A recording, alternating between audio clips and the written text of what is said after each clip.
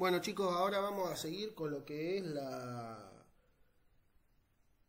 confección de los gráficos más sencillos acá en la planilla de cálculo.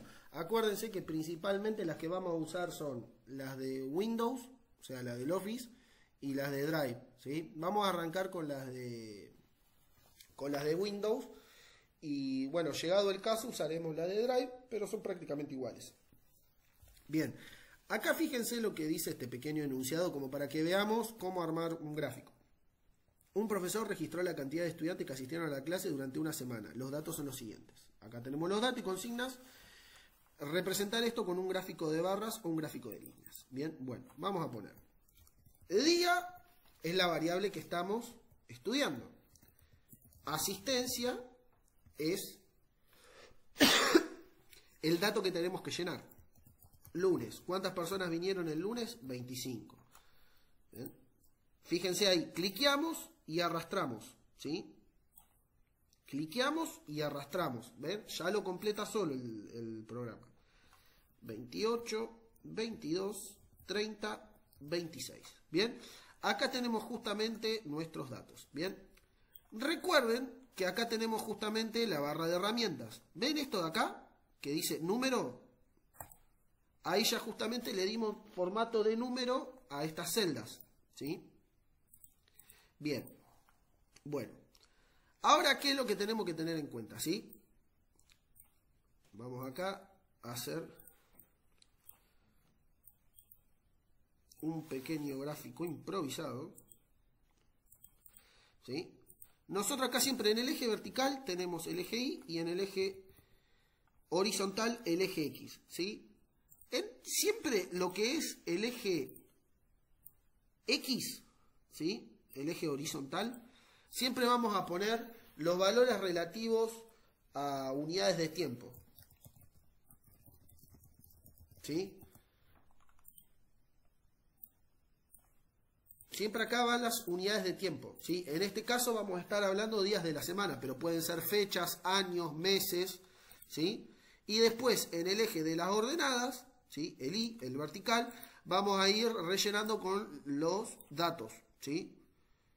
Día, eje X, dato, eje Y. Bien, vamos ahora a armar el gráfico. Para armar el gráfico tenemos que ir a insertar. Vamos a hacerlo con los dos, gráfico de barra y gráfico de línea. Bien. Acá cliqueamos. ¿Ven? Y acá justamente tenemos los gráficos para hacer columnas. Bien. ¿Cómo hacemos ahora? Acá ya tenemos el gráfico, pero ¿qué es lo que pasa? No tenemos los datos ingresados. Bien. Entradas de la leyenda. Bien. Nombre de la serie. Asistencia por día. Valores de la serie. Bien.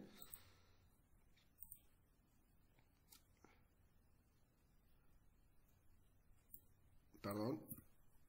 Tendríamos que tomar acá. Ahí. ¿Ven? Ahí tenemos justamente los valores de la asistencia por cada uno de los días. Bien. Pero ¿qué es lo que pasa? Acá podemos hacer esto.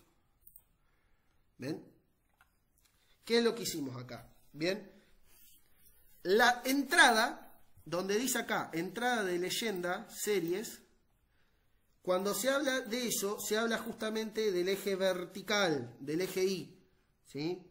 Lo que está en vertical, ¿sí? Ahí lo que tenemos que hacer es rellenar con los datos que recolectamos o nos da el enunciado de lo que queremos demostrar. En este caso la asistencia puede ser valores del dólar, valor de la inflación mensual, qué sé yo, no sé, valor unitario del producto, lo que se les ocurra. Ahí son valores. Y después por otro lado tenemos el eje horizontal, ¿sí?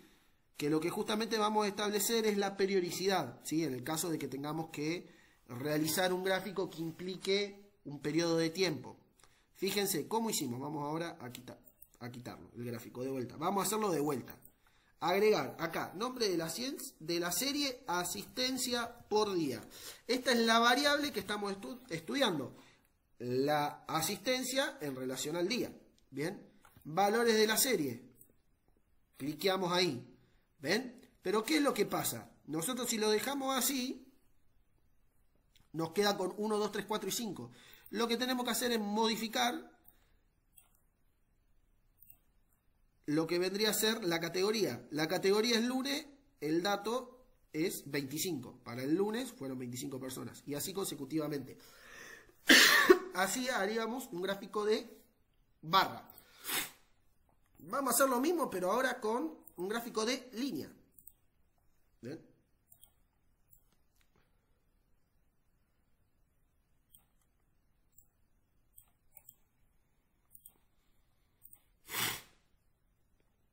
Nombre de la serie, de vuelta, asistencia por día. Es la asistencia que hay en relación al día. Bien, valores de la serie. De vuelta hacemos exactamente lo mismo. Editar, rango de la serie. Ven ahí que quedó con 1, 2, 3, 4 y 5. Vamos acá. Y nos queda lunes, martes, miércoles, jueves y viernes. Bien. Esto es como para tomar en consideración un ejemplo sencillo. Esto después practíquenlo una vez que les salgan esto así que son fáciles.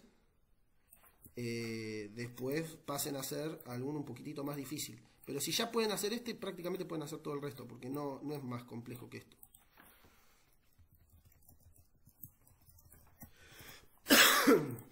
Bien, ahí les hice esa otra anotación. Y paren que les voy a hacer acá un piningundín,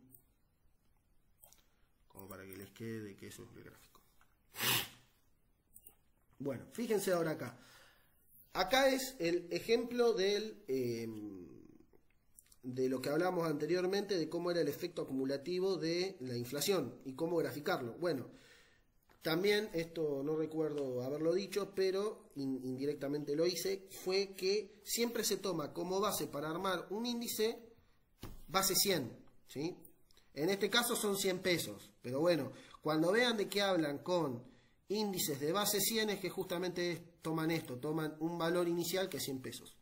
Bien, ¿de dónde surge ese aumento en el precio? ¿Sí? Lo que nosotros tenemos que tener en cuenta a la hora de hablar de inflación es cómo hacemos para reexpresar un valor del pasado, o mejor dicho, un valor actual, un valor pasado o actual, a un valor en el futuro, o un valor en el futuro o en el presente. Sí, un valor en el futuro, mejor vamos a poner. Vamos a poner valor futuro y valor pasado, ¿sí? Porque si no, actual y presente los voy a mezclar mucho, ¿sí? Supónganse que acá es el inicio del mes y acá es el final del mes, ¿sí? ¿Qué es lo que estamos describiendo con esta tabla? Lo que estamos describiendo es que este valor inicial de 100 pesos a lo largo del mes aumentó 2,30. ¿Cómo hago para sacar ese 2,3 de aumento en pesos? Hay que diferenciar siempre la unidad de medida. Eso fíjense que en los reportes y eso lo dice, unidad de medida. La unidad de medida es distinta. En este caso es un porcentaje, que es inflación, y en este es pesos. ¿Cuánto representa de los 100 pesos un aumento del 2,30? Paren que... Denme un segundo. Listo.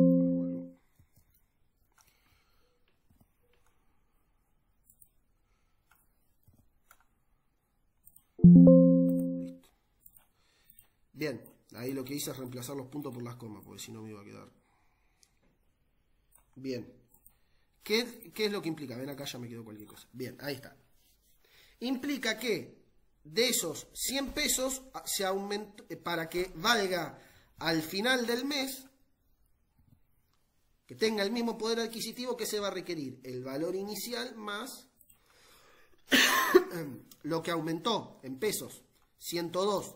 102,30 pesos del final del mes equivalen a 100 pesos del inicio del mes, ¿sí? ¿Cuánto es el precio final? Es la suma de estos dos, ¿sí? ¿Ven? valor inicial 100 pesos. Aumento es la inflación del mes por el valor inicial y el precio final es la suma de los dos componentes. Pero ¿qué es lo que pasa?